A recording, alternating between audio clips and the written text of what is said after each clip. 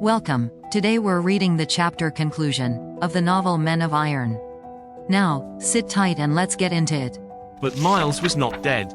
Those who had seen his face when the umbril of the helmet was raised, and then saw him fall as he tottered across the lists, had at first thought so. But his faintness was more from loss of blood and the sudden unstringing of nerve and sense from the intense furious strain of the last few moments of battle than from the vital nature of the wound. Indeed, after Miles had been carried out of the lists and laid upon the ground in the shade between the barriers, Master Thomas, the prince's barber surgeon, having examined the wounds, declared that he might be even carried on a covered litter to Scotland Yard without serious danger. The prince was extremely desirous of having him under his care, and so the venture was tried. Miles was carried to Scotland Yard, and perhaps was none the worse therefore. The prince, the Earl of Mackworth, and 2 or 3 others stood silently watching as the worthy shaver and leecher, assisted by his apprentice and Gascoigne, washed and bathed the great gaping wound in the side, and bound it with linen bandages.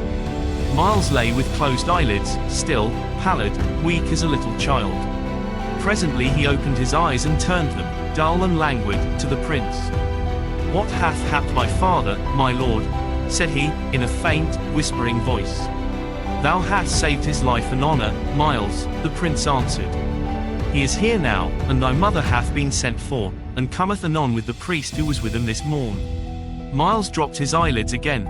His lips moved, but he made no sound, and then 2 bright tears trickled across his white cheek. "He maketh a woman of me," the prince muttered through his teeth, and then, swinging on his heel, he stood for a long time looking out of the window into the garden beneath.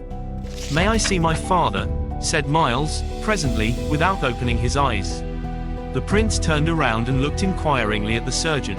The good man shook his head. "Not today," said he. "Haply tomorrow he may see him and his mother. The bleeding is but new stanched, and such matters as seeing his father and mother may make the heart to swell, and so may be the wound burst afresh and he die. And he would hope to live, he must rest quiet until tomorrow day." But though Miles's wound was not mortal, it was very serious. The fever which followed lingered longer than common, perhaps because of the hot weather, and the days stretched to weeks, and the weeks to months, and still he lay there, nursed by his mother and Gascoigne and Prior Edward, and now and again by Sir James Lee. One day, a little before the good priest returned to St. Mary's Priory, as he sat by Miles's bedside, his hands folded, and his sight turned inward, the young man suddenly said, "Tell me, Holy Father, is it always wrong for man to slay man?" The good priest sat silent for so long a time that Miles began to think he had not heard the question. But by and by he answered, almost with a sigh, "It is a hard question, my son, but I must in truth say, meseems it is not always wrong." "Sir," said Miles, "I have been in battle when men were slain, but never did I think thereon as I have upon this matter. Did I sin in so slaying my father's enemy?" "Nay," said Prior Edward, quietly, "thou didst not sin.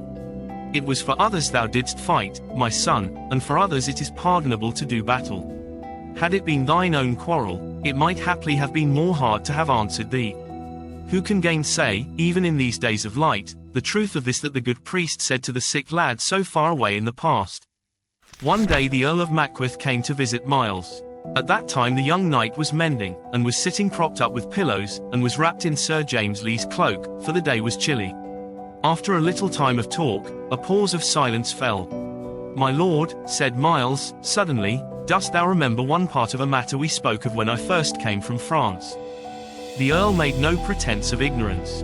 "I remember," said he, quietly, looking straight into the young man's thin white face. "And have I yet won the right to ask for the Lady Alice de Mowbray to wife?" said Miles, the red rising faintly to his cheeks. "Thou hast won it," said the Earl, with a smile.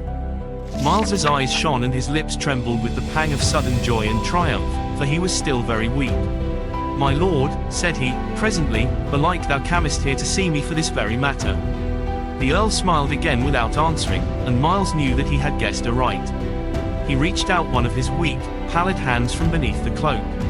The Earl of Mackworth took it with a firm pressure, then instantly quitting it again, rose, as if ashamed of his emotion, stamped his feet, as though in pretence of being chilled, and then crossed the room to where the fire crackled brightly in the great stone fireplace. Little else remains to be told, only a few loose strands to tie, and the story is complete. Though Lord Falworth was saved from death at the block, though his honour was cleansed from stain, he was yet as poor and needy as ever. The king, in spite of all the pressure brought to bear upon him, refused to restore the estates of Falworth and Easterbridge, the latter of which had again reverted to the crown upon the death of the Earl of Alban without issue, upon the grounds that they had been forfeited not because of the attaint of treason, but because of Lord Falworth having refused to respond to the citation of the courts. So the business dragged along for month after month, until in January the king died suddenly in the Jerusalem chamber at Westminster. Then matters went smoothly enough, and Falworth and Mackworth swam upon the flood tide of fortune. So Miles was married, for how else should the story end? And one day he brought his beautiful young wife home to Falworth Castle, which his father had given him for his own, and at the gateway of which he was met by Sir James Lee and by the newly knighted Sir Francis Gascoigne. One day, soon after this homecoming, as he stood with her at an open window into which came blowing the pleasant Maytime breeze, he suddenly said, "What didst thou think of me when I first fell almost into thy lap, like an apple from heaven? I thought thou wert a great, good-hearted boy, as I think thou art now," said she, twisting his strong, sinewy fingers in and out. "If thou thoughtst me so then, what a very fool I must have looked to thee when I so clumsily besought thee for thy favour for my jousting at Devon. Did I not so? Thou didst look to me the most noble, handsome young knight that did ever live. Thou didst look to me Sir Galahad, as they did call thee, without taint or stain." Miles did not even smile in answer, but looked at his wife with such a look that she blushed a rosy red. Then, laughing, she slipped from his hold, and before he could catch her again was gone. I am glad that he was to be rich and happy and honored and beloved after all his hard and noble fighting.